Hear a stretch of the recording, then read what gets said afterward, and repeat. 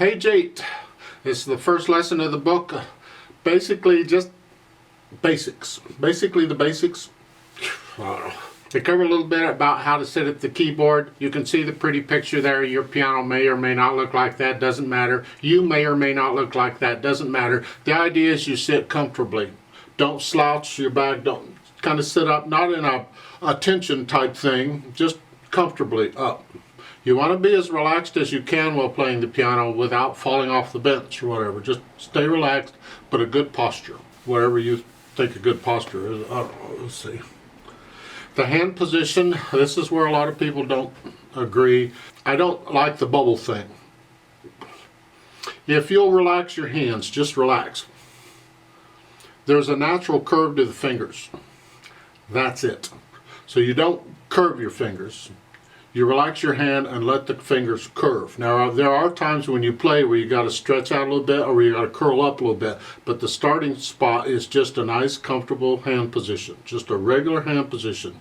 Don't grab a ball, don't do the bubble nonsense or whatever that is. You're just very comfortably playing it. You're playing on the finger, sort of the tip. It's not the tippy tip, but the tip. Now there are times when you do that, but most of the time it's the tip. And be careful not to, I don't know, can you see it or not? You don't collapse that knuckle if you can. Try and keep that knuckle firm, or this joint right here. Yeah, keep that. Don't collapse it in when you play.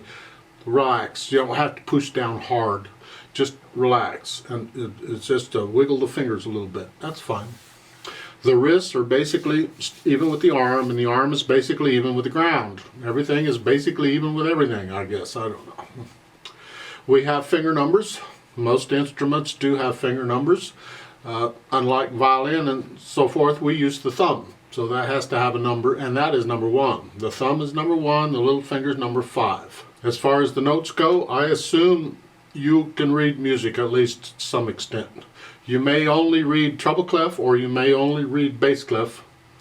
You might read both. But for piano you have to read both. So you're going to have to learn the other clef if you don't know it. But I assume you know the notes, the values, the whole note versus a quarter note versus whatever, and the rest that go along with them. On page 10 they have some rhythm reading. I don't know what to tell you here. If you play an instrument already, I would hope you could read these rhythms. Otherwise I think you got a real problem. But you do the rhythm. I'm not going to waste time on the rhythm. You can do that yourself. Just tap or play. Play a note. If you like to play a note, any note, doesn't matter. If you get tired of that note, play another note. Who cares? Thereafter the rhythm, you can do that on your own. I'm not interested in it. There are audio files that you can download for free off the internet. The information's in the foreword. Just download it and do what you want on those. At the top of page 10 they explain measures. Hopefully you understand measures and time signatures. I don't need to cover that. If you're play an instrument already and you can read music, you should know what that is. I don't feel I really need to spend time explaining that. Could be wrong, but okay. There are a lot of videos on the internet will teach you how to read music anyway. You can go watch some of them. On page 11 they show a keyboard, as if you don't know what a keyboard looks like. And they're pointing out that the black keys are in groups, 2 and 3. See, it's kind of a vicious circle. The black keys tell us what the white keys are, and the white keys tell us what the black keys are. They go back and forth. The relationship between the white key and the black key as to where the white key is in relation to the group of 2 or group of 3 tells us what the white keys are. And I don't know of an easy way to do this. You just memorize them. Fortunately there's only 7 of them to learn, A through G. Then they just repeat. Now they're starting out here, they want you to play on the black keys. Just the black keys. That's whatever. Okay. It's a little trickier playing on black keys because they're skinny and you can slide off of them. It's easy to miss them.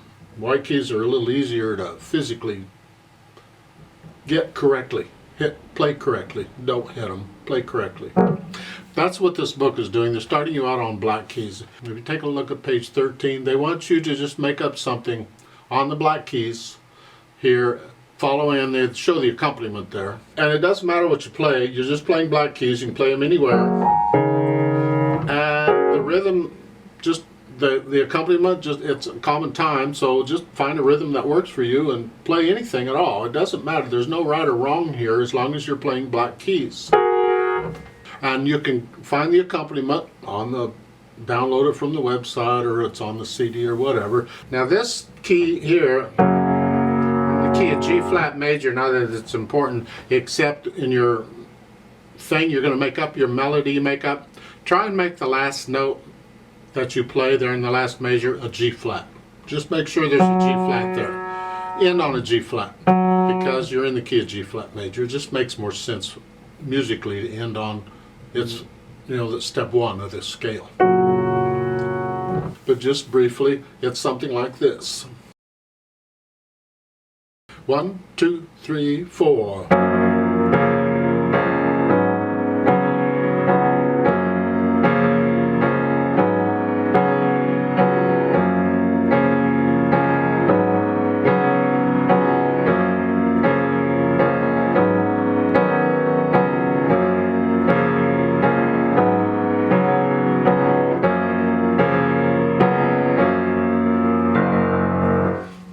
And that wrong note I played is just improvising. You play a wrong note, and well, just tell, oh, I'm improvising here. Yeah, it's all right. The one at the bottom of the page there, page 13. Now this key here, we're actually in the key of E flat minor here. Not that it's important, but I bring it out to you because they give you a rhythm there you can use if you want. I don't think you have to, but you can if you want, on some of the measures as to what rhythm you should play. But on the last measure, end on an E flat. End on the step one of the key you're in. It just sounds better. You don't have to. There's nothing that says you got to do it. It just, my suggestion is end on the one, because we generally end on one chord. We'll talk about those later, but just end on an E flat there. So the other accompaniment is there. And 3/4 time now. 1, 2, 3.